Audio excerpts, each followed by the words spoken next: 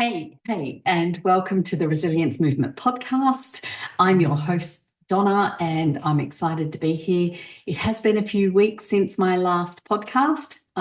Life's been a bit busy, and today I'm just really excited because I want to share with some listeners about designing your future, right? We're in March. Just in case you have been asleep, we are into our third month of a new year. And in the beginning of the year, I think you set some goals to be pretty ambitious this year and achieve those goals. So how are you going? Check in. You wrote them down. You had a clear plan. Have you fallen off the wagon? Well, news is many people, including myself, have fallen off the wagon with numerous goals. And that's okay because we can get back on the horse or back on the plan. We still have time. And it's really about moving towards those. So I wanted to jump on and do this podcast. Now, if anyone knows me, they know I can get very sidetracked. So I have myself some notes. So if you see me looking this way, it's because I want to stay focused. I want to send a clear message, and I want some of these strategies to help you progress forward. So this is designing your future. See it, feel it, act on it. Okay, that's the message today. When you see it, when you can visualize it, when you can feel it, when you can have an idea of what it will be like when you achieve that, then you will act on it more and more and more. So that's the whole purpose of today. So anyone who's joining us for the first time, the Resilience Movement podcast is about creating the life that you desire. And I also am on a bit of a mission to help women who are starting life over, who are bouncing back from adversity. And also you guys out there can join in as well. However, I want to make sure that the message is reaching those women who are maybe starting again later in life, and you haven't had to be on this path of developing a new vision for your own future because you haven't been in the position that you're in now. So pass this on to someone if you think that it will be beneficial for them.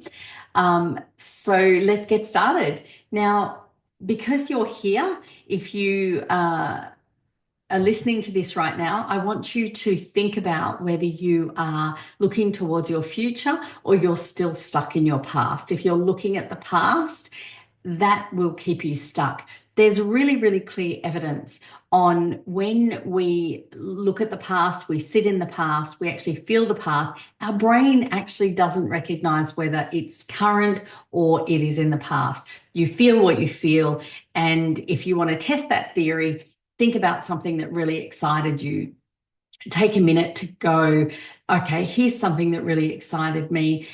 You can actually tap into those feelings. So bottom line is you can tap into whatever feeling you want to tap into. I make it positive things that I want to create in my future, but I also can tap into the feelings of the past where it was an enjoyable experience.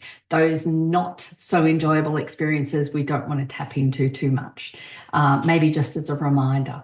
It's like looking in the rear vision mirror when you're driving a car. You want to glance, check in, make sure you're not there again, see what's behind you, but move forward. And you spend most of your time looking out the front direction. Anyone who rides a motorbike will understand that very clearly, that you're glancing in that rear vision mirror far less than you're looking forward. So now I want you to imagine you're embarking on a road trip. You don't have a map, no clear GPS, no clear destination, just a vague idea that you want to go somewhere that sounds better. Sounds stressful, right? You don't have direction, don't know where you're going, no destination. That's sometimes how we're approaching life. And unfortunately, that doesn't serve us well. So we dwell on the past, we dwell on mistakes, regrets, lost opportunities without realizing that it truly keeps us stuck. So we want to stop doing that. The key to unlocking your future is designing a vision that pulls you forward instead of keeping you weighted down in the past. So all right. Now, I want you to think about what you want your future to look like, even if it's a bit unclear. Just dream a bit, dream of what you want it to look like. Now, I can tell you, I don't currently have a motorhome, but I will have a motorhome. And I look at this, I've picked out the exact motorhome that I want to travel in when I'm traveling and doing a bit of work when I've retired from a full-time job. And I have gone and walked in these motorhomes. I have touched them. I have felt them in what it's like to drive. In fact, when I went to New Zealand last year with my family, which was a big dream of mine to do that, I drove a motorhome and got even more connected to it. It was amazing. And I have the exact motorhome, the exact floor plan, and I can tap into that feeling because I've been doing it over and over again, even though it's not here. I actually visualize me walking into it out the front of my house, setting it up for my first road trip. So I want to tap into that as much as possible because that keeps me progressing towards what it is I want, not what I don't want. Okay. So if you start exploring what you want, there are ways that you can have that in your experience, even though you haven't achieved it yet. And so the motorhome is a good example of how I'm doing that. And I visualize it. And also, as I'm doing a visualization meditation, I can step into that only because I actually took my mum to the places where they sell motorhomes, motorhome yards, car yards, whatever you want to call it. And we walked in them together. I took my mum there and we looked at what was a good floor plan, and I got someone else involved in my actions, which was great. And I will take mum and dad on some trips as well, so that will be lovely. So ask yourself, how do I want to feel? What kind of things in life excite me? All right. So now that can take some time if you've gone through quite a significant life change or if you have had adversity for a long time. You've got to be able to sit with yourself and think about what it is that you want. And sometimes your thinking will go back into what you had. And also when we have a lack of belief and a lack of self-worth, we actually find it easier to go back into that negativity. So you've got to stop yourself and go, no, what is it that I want? And really think about it. Whether you put your hand on your heart, whether you sit quietly, whether you have pictures of what it is that you want it to look like. You've got to be able to find that image so that you're able to connect with that. Now, some people create a vision board, which is great. For years, I've had a vision board. I don't actually have one anymore because I'm really good at visualizing that. But when I wasn't, a vision board was actually ideal. So if you have to cut some pictures out, if you have to print some pictures out and place them on your vision board, draw some pictures if you're a bit of an artist. I can't draw for shit, so that's not for me. But a vision board, if you have that in front of you, that can actually help you stay focused and connect to those pictures. So to be able to visualize that. And I have another podcast that does talk about visualization. So maybe you want to go back and listen to that podcast. Even if it feels like a dream, even if it feels unrealistic at the moment, don't stop. And also I would say to you, be conscious of who you share these dreams with, because there are plenty of dream stealers out there who will tell you you can't do something. I have those in my life who, why would you want to do that? No, you can't do that. That's unrealistic. All of those kinds of things. Don't listen to them. All right. You don't need to listen to them. You have to get really, really clear on what it is that you want. Okay, now we want to go into feeling your future, okay? Your emotional blueprint, feeling the feelings of it. Now, sometimes I struggle to get that feeling if I'm having, here's a good one. If I haven't slept well in the morning when I'm doing my visualizations, it's actually harder for me to tap into, but I do it anyway.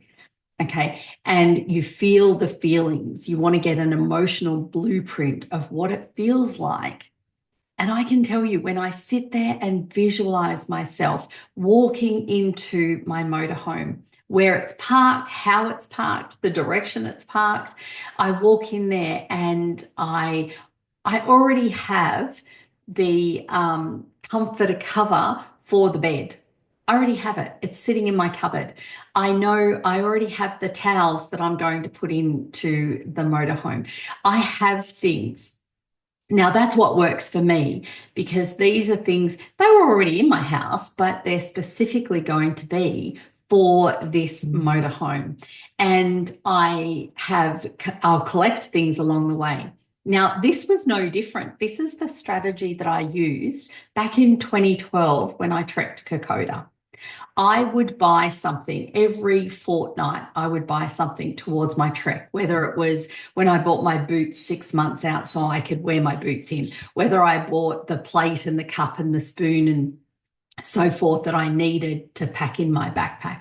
I bought gaiters for my ankles over my shoes. I went in and bought couple of shirts and pants and so forth for trekking in. I did that. And back in 2019, when I did the Camino and we walked across Spain, I did the same thing. I would buy things gradually as I go. I actually had to buy a different pair of boots because, believe it or not, trekking in Papua New Guinea was different to walking the Camino. So I needed a different pair of boots. But as I bought a few little things, that helped solidify, it helped build the momentum and the emotional blueprint of me actually achieving this. I remember when I was going to be walking Spain, I had purchased pretty much everything. I was really organized, had a different sleeping bag as well. And I remember I needed a jacket in case it rained. And I bought this jacket. I found the perfect jacket because I really knew I wouldn't wear it a lot. So I was looking on eBay, I was looking on Facebook Marketplace, and anyway, I found the perfect jacket, perfect color, burgundy. It was a really good windbreaker, but not too thick. And it was $40. And if you bought it brand new, I think it was about $150, $180 brand new, or even it might have been a little bit more. I can't remember. But I found it, $40, been worn twice. Fantastic. I went and bought this jacket, paid the $40. I got home. It had pockets galore. Us girls, we like pockets, so I had pockets galore. I opened one of the pockets and there was $40 in the pocket. She actually used it for the snow. And of course, if anyone's been to the snow, you always put a bit of cash in your pockets because you might stop at the bar or get a drink or whatever it might be. And so I ended up getting this jacket for free because I paid $40 and here was $40 in the pocket, which was brilliant. So it's about building that emotional blueprint. I told you I can go off on a tangent. So, and anyone who's listening to this who knows me, I've had real coffee this morning. So that's probably why I'm talking quite fast. Okay, so when you think about your future, it remains an idea, but when you feel it, it becomes a reality. It becomes the emotion that you feel. So imagine waking up to that future where you're confident, fulfilled, financially secure. What does it feel like? What does it feel like when you don't have to worry all the time? What does it feel like when you are living what you regarded as a dream? So the more you immerse yourself in that feeling, the more the brain starts to believe it's possible. And trust me, when I was doing this for Kokoda, I was doing this for the Camino, I was doing this for many other things that I've done, especially the holiday that we just experienced in September last year. I was so excited. I could feel it. I knew what it was going to feel like. It was actually more than I could have anticipated. Especially seeing the smiles on the girls' faces. And Tristan was so wonderful when he went. He did better than we could have anticipated as well. So Again, immerse yourself in the feeling. What would it feel like? And tap into that. And if you want to increase that feeling, it's about doing it more often and just imagining. Just imagine. And you may have to go back to a childlike feeling of imagination. We lose that imagination a little bit, I think. So acting on your future, small steps, big impact, right? So little steps taken over and over again move you towards the big impact. Okay, so here's where most people get stuck. They see the vision, they feel the excitement, but they don't act. And because we're waiting for certainty, right? But we also self-sabotage, okay? So certainty is a myth, okay? Certainty is a myth. You want to be able to act on it even if you're unsure about it. The only way to create the future that you want is by taking the action. And small steps. Just take a step. Moving forward. Progress is progress, okay? So start where you are and start with what you have. Make the decision from where you want to be, not from where you have been. So the past, don't think about the past. And you might have failed in the past, but failure is feedback. Where you felt you failed, reflect back on that and go, all right, that didn't work. Why didn't it work? And we can look at, I know why things don't work for me sometimes, because I didn't act, because I didn't do what I needed to do. So, and also surrounding yourself with the right people. If you don't have the right people in your life, you have access to so many different mentors and people who achieve the things that you want to achieve and more. Tap into those, listen to those.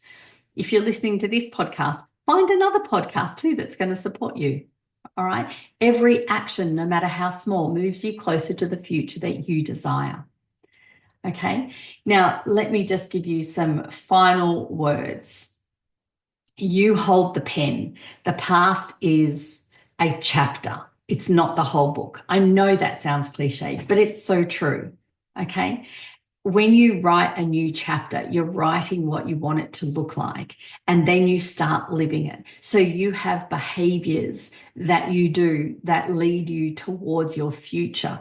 If you've had behaviors in the past, actions, things that you do in the past that have not led you to where you want to go, stop doing them. You have a choice. We all have choices. Okay. So if we don't want to do that anymore, then we need to stop doing it. And we need to have sometimes reminders that help us stop doing those things. Okay. So you get to decide what happens next. You get to decide what happens next. What is next? What do you write? What do you do? What blueprint do you create? Okay, so I challenge you. What is one small step you can take today towards the future that you desire? Small step. Whatever that small step is, just think about it now. Could be a conversation, could be a decision, it could be an investment in yourself. What is it that you do? Because your future self is waiting. And let me just tell you this. My investment in my future self, I'm doing a seminar this week, and I've had to do a lot of planning around this. This seminar is taking place in another time zone. The time zone means that I have to get up at 1:45 in the morning, and I will be doing this seminar from 1 a.m. to 1 p.m. And this is 4 days. Now, a lot of people would go, oh, screw that, I'm not doing that. You know, I'm committed to investing in myself, so I've committed to doing this. 1, I've committed money. 2, I've committed my time. 3, I've taken leave from my job to be able to do this because it's an investment in myself. And I know how important it is to invest in myself. And I did this same seminar back in 2008 when I did the fire walk. Yep, I walked on fire. It had been burning for 11 hours. It was hot coals, and I did it. And it was about a mindset shift. So sometimes you have to push yourself outside of your comfort zone, because our comfort zone is what got us here. It's not going to get you there. You have to do something different. Okay? So what got you here is not going to get you there. Think about that. So what are you going to invest in yourself? What time are you going to invest? Now, if this episode resonated with you or you want to share it with someone, please do. And let's build a future together worth waking up for. Until next time, keep moving forward, stay resilient, and remember, you are more resilient than you think you are. Take care, and I'll see you next time.